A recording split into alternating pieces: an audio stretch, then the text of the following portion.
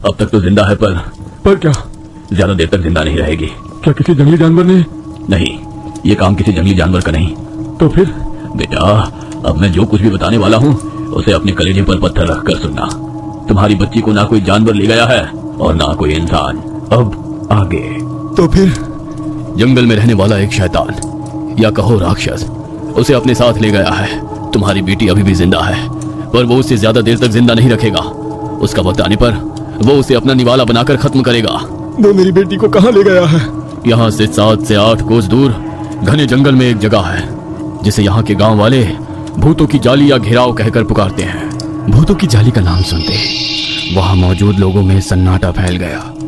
हर कोई एक दूसरे की तरफ खौफ भरी निगाहों से देखने लगा। पुजारी जी ने आगे कहा, 2 से 2.5 कोस घने जंगल में फैला वो इलाका पूरी तरह से शैतान के कब्जे में है, और जहां तुम्हारी बेटी है उसे मौत का शिकंजा कहा जाता है। वहां कोई जंगली जानवर भी नहीं मिलेंगे तो सिर्फ सांप, बिच्छू या ऐसे ही जहरीले सरीसृप। कुछ लोगों का मानना है कि शैतान वाली बात झूठ है।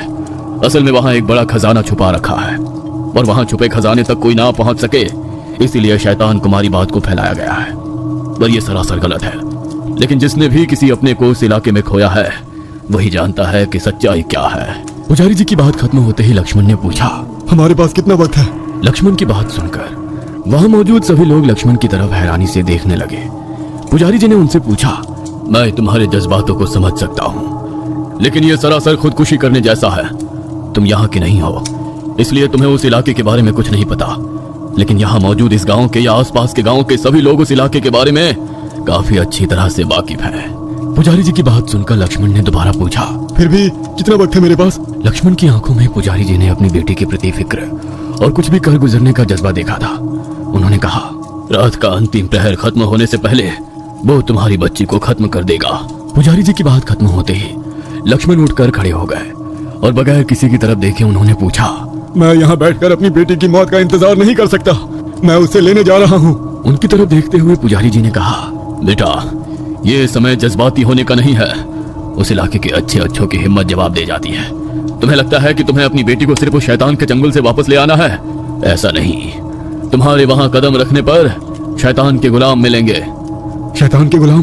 हाँ, भूत, प्रेत, पिशाच, चुड़ैल, छलावा, बेताल, ये कदम कदम पर तुम्हारा रास्ता रोकने या भटकाने की कोशिश करेंगे, और उनसे वो नाकाम रहे तो तुम्हें जान से मारेंगे।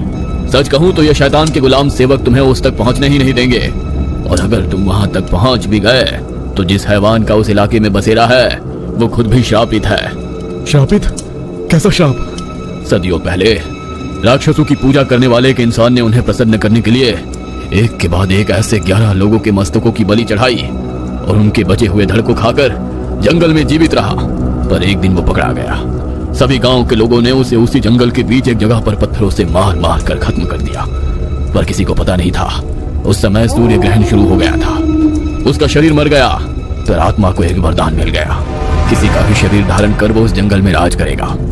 इंसानी रक्त उसे ताकत देगा, पर धारण किए शरीर के साथ वो जंगल छोड़कर बाहर नहीं आ सकता, ना ही उसका शिकार। जिस दिन वो या उसके शिकंजे से उसका शिकार जीवित निकलेगा, उस दिन के बाद उस हैवान को हमेशा के लिए नर्क में जाना होगा। उस वजह से वो अपने शिकार को जिंदा तो दूर की बात है, उसकी हड्डियां तक उस इलाके से बाहर जाने नहीं देता। इसलिए कितनी पीढ़ियां गुजर गई, कितना अरसा बीत गया, पर वो हैवान आज भी इस जंगल पर राज कर रहा है।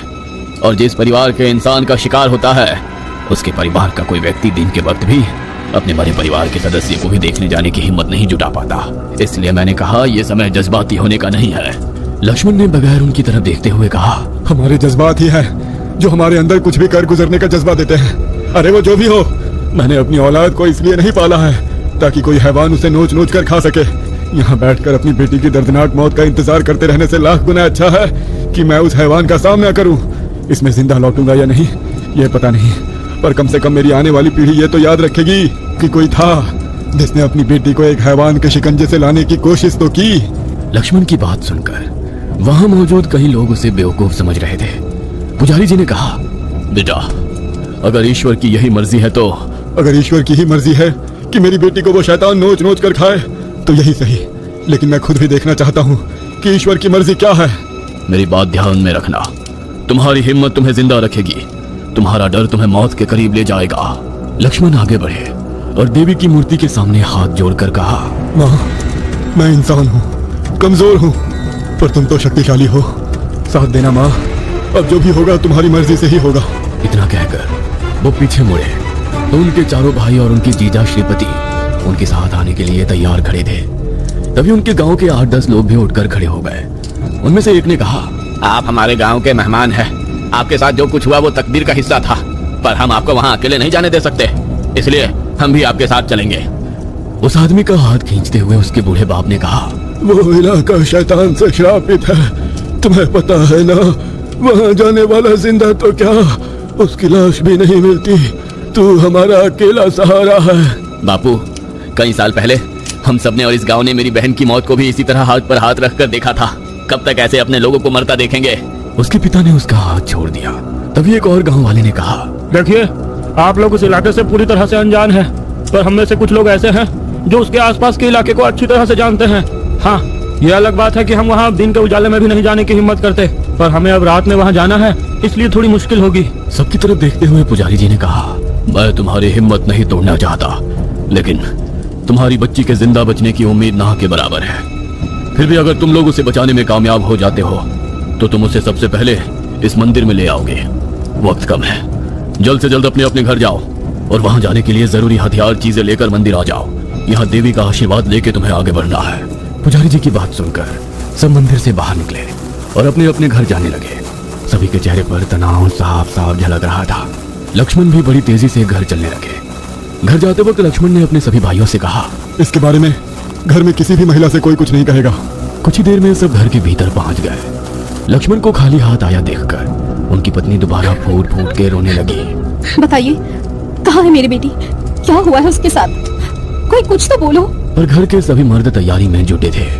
कोई लालटेन में तेल भर रहा था, कोई लकड़ी को कपड़ा लपेटकर मशाल जला रहा था, तो कोई तेज धार वाले हथियार पकड़कर कमर के पट्टे पर लगा रहा था। जो भी इस मुहिम पर जा रहा था, उन सब घर के मर्द अपनी अपनी तैयारी में जुटे थे। दूसरे घरों की महिलाएं अपने पति से पूछ रही थी, इतनी रात गए कहाँ जाने की तैयारी चल रही है? मुंह को कपड़े से लपेटते हुए उस आदमी ने जवाब दिया, अरे वो कलवा बोला शिकार पर चलते हैं, हिरणों का झुंड देखा है, कल सुबह बड़ी दावत रखेंगे। इधर लक्ष्मण ने बड़ा सा कपड़ा लिया और हाथ पर इस तरह से बांधने लगे ताकि कांटों भरे पेड़ों से जख्मी ना हो। पैरों में कोल्हापुरी चप्पल, धोती जो कस के बंधी थी, पर ऊपर कुछ नहीं था।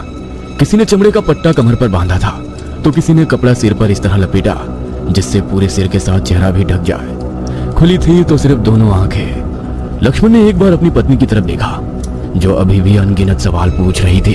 क्या हुआ है? आप सब कहाँ जाने की तैयारी कर रहे हो? वो कहाँ है? कोई कुछ तो बोलो।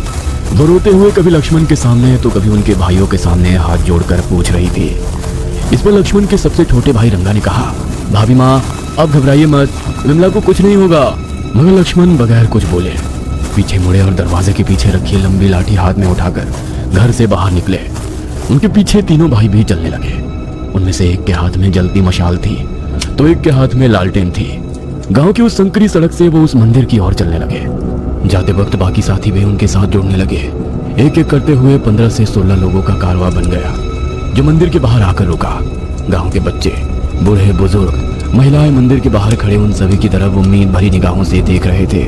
सबकी तरफ देखते हुए पुजारी जी ने कहा, सूरज निकलने से पहले आप लोगों को वापस आना है, और ये बोरी जिसमें पीला भभूत या भंडारा है, उस इलाके में पहुंचते ही जिस सड़क से जाओगे उस पर गिराते जाना। इससे वो शक्ति तुम्हारा रास्ता नहीं भटका सकेगी, और अगर कोई जख्मी हुआ तो भी इसे घाव के ऊपर लगा देना। तुम लोगों के वापस लौटने तक मैं देवी के सामने आप लोगों की हिफाजत के लिए प्रार्थना करता रहूंगा। आज गांव का कोई आदमी नहीं सोएगा। वो बोरी दल के एक आदमी ने अपने हाथ में ली। तभी पुजारी जी ने कहा, जब तुम वापस आने के लिए निकलोगे तुम्हें किसी भी हालत में पीछे मुड़कर नहीं देखना है, चाहे कुछ भी हो जाए। और एक आखिरी बात, सब पुजारी की तरफ गंभीरता से देखने लगे। अगर तुम इस काम में नाकाम रहते हो तो हम समझ जाएंगे कि तुम जिंदा नहीं हो।